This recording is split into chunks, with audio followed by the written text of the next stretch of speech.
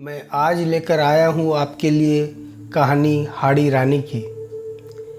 मैं आज आप सबों को अपने गौरवमय इतिहास की एक वीर बाला हाड़ी रानी की सच्ची कहानी सुनाता हूँ। मेरा दावा है कि हाड़ी रानी की कहानी सुनने के बाद आप जीवन भर नहीं भूल पाएंगे।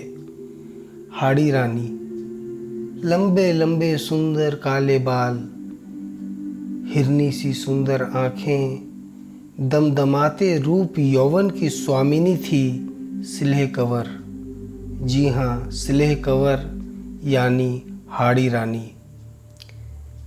सिलह कंवर बूंदी के शासक संग्राम सिंह हाड़ा की पुत्री थी। इनका विवाह मेवाड़ की सेना के नायक रावत रतन सिंह चुड़ावत जी के साथ हुआ था। उस समय मेवाड़ में महाराणा प्रताप जी की 5वीं पीढ़ी के वंशज महाराणा राज सिंह राज करते थे।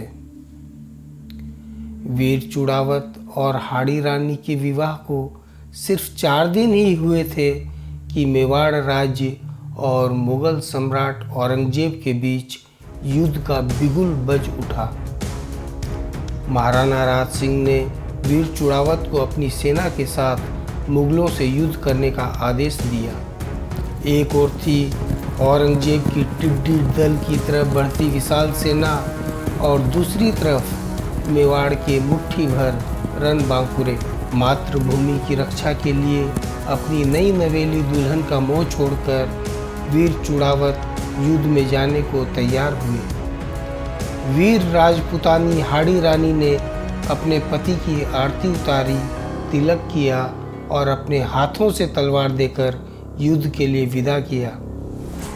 जाते हुए वीर चुड़ावत ने अपनी नई नवेली दुल्हन से कहा, रानी, औरंगजेब की सेना बहुत विशाल है। हो सकता है युद्ध में मैं मारा जाऊं।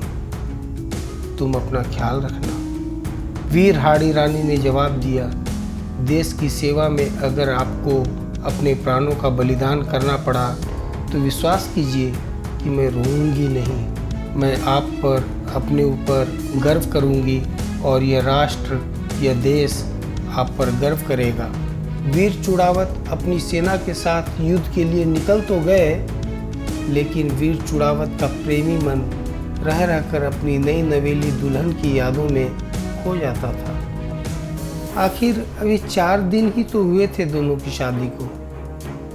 वीर चुड़ावत जी का प्रेमी मन अंततः नहीं माना और युद्ध के मैदान में पहुंचकर उन्होंने अपने एक सैनिक को आदेश दिया, तुम अभी रानी जी के पास जाओ और उनसे कहना कि वो अपनी कोई प्रेम निशानी दें जिससे कि मैं युद्ध भूमि में उनको याद कर युद्ध कर सकूं। घोड़ा दौड़ाता हुआ सैनिक हाड़ी रानी के पास पहुंचा और उसने वीर चुड़ावत जी के लिए प्रेम निशानी मांगी। प्रेम निशानी की बात सुनकर हाड़ी रानी सोच में पड़ गई। वो सोचने लगी, अगर मेरे पति का मन मेरे में लगा रहेगा तो वो कैसे युद्ध लड़ पाएंगे। आधे अधूरे मन से युद्ध करेंगे तो वह और उनकी सेना युद्ध हार जाएंगे और मेवाड़ पर औरंगजेब का कब्जा हो जाएगा। इतना सोचकर रानी ने सैनिक से कहा, मैं तुम्हें निशानी देती हूँ।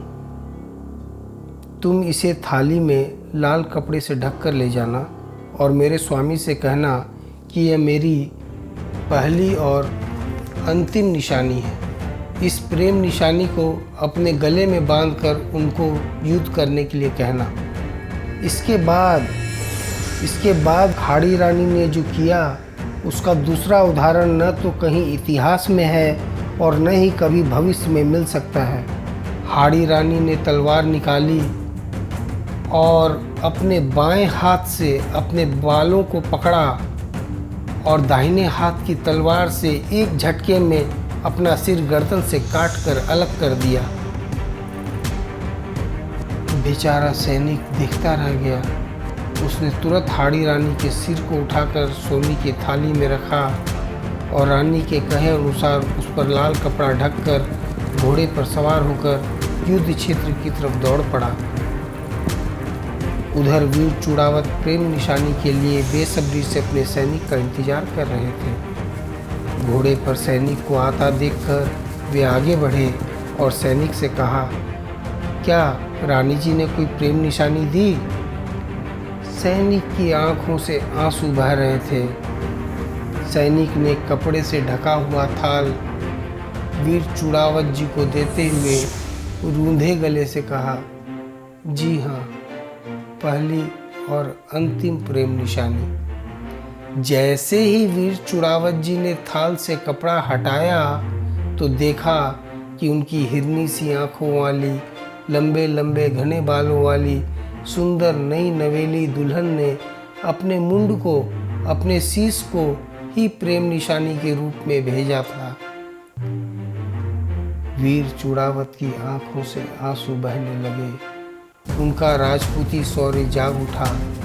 सेना के हर सैनिक की भुजाएं शत्रुओं का सिर काटने को मचल उठी। वीर चुड़ावत ने अपनी प्यारी पत्नी के मुंड को उसके लंबे लंबे बालों के साथ गले में बांधा और जय महाकाल, जय मुंडमाल, जय महाकाल, जय मुंडमाल, हाड़ी रानी की जय कहते हुए अपने सैनिकों के साथ मुगल सेना पर टूट पड़े।